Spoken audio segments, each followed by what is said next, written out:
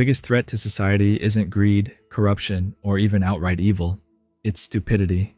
And no, I'm not talking about a lack of intelligence. Some of the most destructive people in history weren't necessarily dumb. They were just blindly convinced they were right. Take Bertrand Russell, the British philosopher and logician. He once said, "The trouble with the world is that the stupid are cocksure and the intelligent are full of doubt." Russell observed that the greatest danger to society isn't coming from those who don't know. It's coming from those who refuse to admit they could be wrong. And history proves him right. Look at the Salem witch trials of the 1600s. A few young girls started making bizarre accusations, and within months, an entire town lost its collective mind. People were executed based on nothing but paranoia and superstition. No real evidence, no rational thinking, just a society that had decided something was true and would not hear otherwise. This is the core of stupidity. Not a lack of intelligence, but a refusal to think critically. We see it everywhere. People sharing blatantly false information online because they read it on a meme. Entire industries crashing because people blindly follow hype, like the dot-com bubble or the crypto crashes. Political movements where people become so emotionally invested that no amount of logic can sway them. And here's the scariest part. Stupidity is contagious. Russell pointed out that stupidity thrives in groups, where people stop thinking for themselves and just go along with the crowd. The more people reinforce an idea, the harder it is to question it, even if it's obviously wrong. And that's what makes stupidity more dangerous than malice. An evil person at least knows what they're doing. A stupid person? They believe they're the hero. They will destroy lives, tear apart societies, and fight tooth and nail to defend their beliefs, all while believing they're on the right side of history. So the real question is, how do you avoid becoming one of them? The real danger with stupidity isn't just that it exists, it's that it's invisible to the one who has it. You can sit down with someone who has no idea what they're talking about, present them with undeniable facts, logical explanations, even real-world proof, and it won't make a difference. Why? Because stupidity isn't about lacking knowledge. It's about being so certain you're right that new information becomes irrelevant. And once someone reaches that state, they're no longer thinking. They're just reacting. Bertrand Russell saw this firsthand in the rise of political extremism during his time. He noted that when people stop questioning, they become tools for those who know how to manipulate them. Leaders, governments, corporations, influencers. There are always people who understand that an emotionally driven crowd is much easier to control than a rational one. And this has played out over and over again in history. How stupidity shapes the world. Take the Great Depression in the 1930s. Millions of people lost everything, not because they were unintelligent, but because they blindly believed in a system they didn't understand. Banks were giving out massive loans with no backing. Investors were throwing money at anything that looked promising, and everyone kept saying the economy will never crash. They had convinced themselves they were untouchable, until they weren't. When the market collapsed, panic set in. But instead of looking at what caused it, people needed a scapegoat. They blamed each other. They blamed foreigners. They blamed anyone but the system they had been told to trust. Sound familiar? It's the same blind faith we see today in everything from social movements to financial markets to conspiracy theories. People don't investigate, they just believe. The science of stupidity. Why smart people fall for dumb ideas. Now here's where it gets interesting. Stupidity isn't just a social problem, it's a biological one. Neuroscientists have studied how people process information, and they've found something shocking. When someone is deeply emotionally invested in an idea, their brain treats contradictory information as a threat. Let that sink in. When a person hears something that challenges their belief system, their brain reacts the same way it would if they were in physical danger. Stress hormones are released. The fight or flight response kicks in, and instead of considering the new information, they double down on their original belief. This is why arguing with a stubborn person feels like arguing with a brick wall. You're not debating logic, you're fighting against their biology. And once you understand this, everything starts to make sense. Why some people will defend their political party no matter what. Why conspiracy theorists refuse to believe evidence, even when it's overwhelming. Why cult members will sacrifice everything, even their own lives, rather than admit they were wrong. It's not just ignorance, it's not just stubbornness. It's biology working against them. And unless they actively work to fight this natural reflex, they will never escape it. So if stupidity is wired into human nature, is there any way to break free from it? Here's the uncomfortable truth. No one thinks they're the stupid one.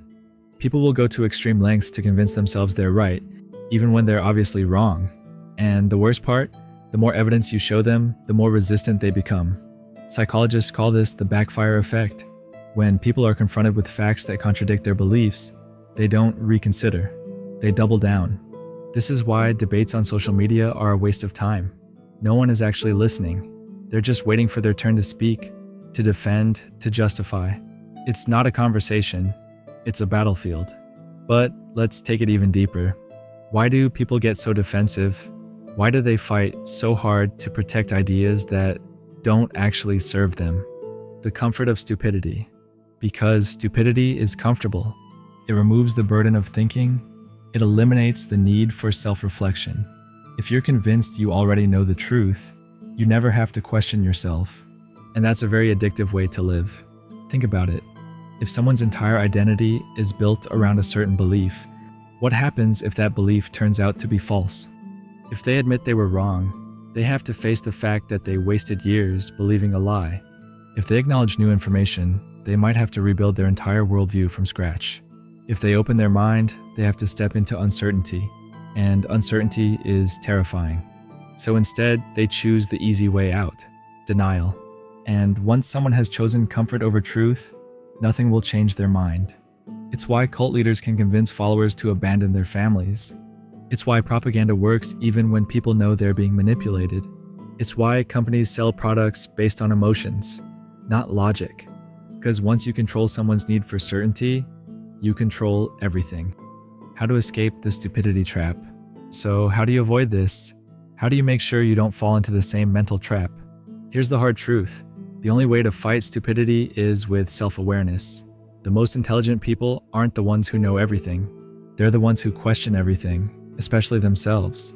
That means always assume you could be wrong. No matter how much you think you know, leave room for the possibility that there's more to learn. Challenge your own beliefs regularly. If an idea makes you uncomfortable, don't ignore it. Examine it. Surround yourself with people who think differently. If everyone in your circle agrees with you, you're not learning, you're echoing. And most importantly, never let certainty replace curiosity. The moment you think you've figured it all out, you've already lost. Because the truth is, the world isn't black and white. It's not simple, it's not easy. And the second you believe you have nothing left to question, you've become exactly the kind of person this video is warning about. So ask yourself, are you thinking for yourself, or just repeating what you've been told? That's the scary part. Most people never realize they've fallen into this trap. They live their entire lives believing they're in control of their thoughts when, in reality, their thoughts were handed to them, shaped by their environment, their upbringing, the media they consume, the people they surround themselves with, and yet they'll swear they came to their conclusions independently. But how can you be sure? How do you know the opinions you hold aren't just recycled ideas you absorbed from someone else? How do you separate your thoughts from the noise of the world? Here's something unsettling. When neuroscientists studied how thoughts form, they found that decisions are made before you're even aware of them. Your brain processes information, makes a choice, and then, a few milliseconds later, your conscious mind decides what to do. It feels like free will, but in reality, your subconscious already made the call. Think about what that means. How many of your thoughts aren't actually yours? Take a moment and reflect on one strong opinion you have, something you'd defend if challenged. Now ask yourself, where did that belief come from? Did you analyze it from every angle? Did you explore counter-arguments? Or did you just absorb it because it felt right at the time? This is where most people stop. They get uncomfortable, because if you dig deep enough, you might find that many of your beliefs aren't actually based on your own thinking at all.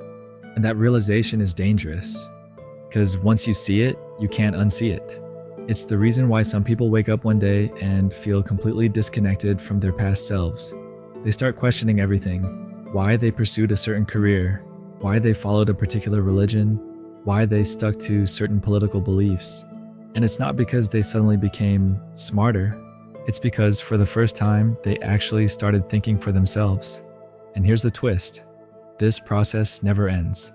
The more you examine your thoughts, the more you realize just how many of them were never really yours to begin with. So here's the real challenge. Are you willing to question everything, even the things that bring you comfort? Are you brave enough to admit that your thoughts might not be as original as you think? Because if you are, then congratulations. You're already ahead of most people. But knowing this isn't enough. What you do with this realization is what really matters. But here's where it gets tricky. Just realizing that your thoughts might not be your own doesn't automatically free you from their influence. Awareness is only step one. The real challenge is learning how to think beyond the programming you've absorbed. Most people never get that far. They assume that just because they've woken up to the fact that their beliefs were shaped by outside forces, they're now immune to manipulation. But that's the biggest mistake of all, because influence never stops. From the moment you wake up to the moment you sleep, you're constantly being shaped by the content you consume, the people you interact with, and the emotions you attach to ideas. Every video you watch, every post you read, every conversation you have, it's all reinforcing something in your mind, whether you realize it or not. This is why so many people go from blindly believing one thing to blindly believing another without ever realizing they're still caught in the same cycle. They escape one mental prison only to walk straight into another one, convinced that this time they've figured it all out. But real independent thinking, it never stops questioning. The key isn't just rejecting old ideas, it's learning how to exist in a space of constant reevaluation. It means never letting yourself become too comfortable with certainty. It means actively seeking out perspectives that challenge your beliefs, not just the ones that confirm them. And that's not easy. In fact, it's deeply uncomfortable, because true thinking requires humility. It requires admitting that no matter how much you learn, there will always be things you don't know. It means understanding that certainty is just an illusion we cling to for a sense of security. So if you want to break free from the trap of programmed thinking, stop looking for conclusions. Instead, start asking better questions. Not, what do I believe, but why do I believe it? Not, is this right or wrong, but who benefits from me thinking this way? Not, do I have the right answer? But what if I'm missing something entirely? The moment you start thinking like this, you're no longer just absorbing information, you're processing it with awareness. You're no longer just reacting, you're choosing your thoughts with intention. And when you reach that level of awareness, something incredible happens. You start to see the world for what it truly is, not as a place filled with absolute truths, but as a constantly shifting landscape of ideas, perspectives, and possibilities. And in that space, you finally start thinking for yourself. But here's the final piece of the puzzle. The moment you start thinking for yourself, you become dangerous. Not in a reckless way, but in a way that disrupts the system. Because the world isn't built for independent thinkers. It thrives on people who follow the script, who never question the narrative, who stay inside the mental cages handed to them. When you break free from that, you stop being easy to manipulate. You stop falling for every trend, every political distraction, every emotionally charged argument designed to keep people divided. You start seeing through the noise, recognizing patterns, and understanding how influence works. And that is the real power of awareness. Because once you've developed the ability to think critically, to challenge your own assumptions, and to approach life with curiosity instead of certainty, you become untouchable. No one can control a mind that questions everything. So the next time you catch yourself believing something, ask yourself, did I choose this thought, or was it chosen for me? That single question alone can change the way you see everything. And if you found value in this, share your thoughts in the comments. Do you think most people truly think for themselves? Or are we all just products of our surroundings? Let's talk about it. And if you're ready to keep expanding your mind, make sure to subscribe, because this journey is just getting started.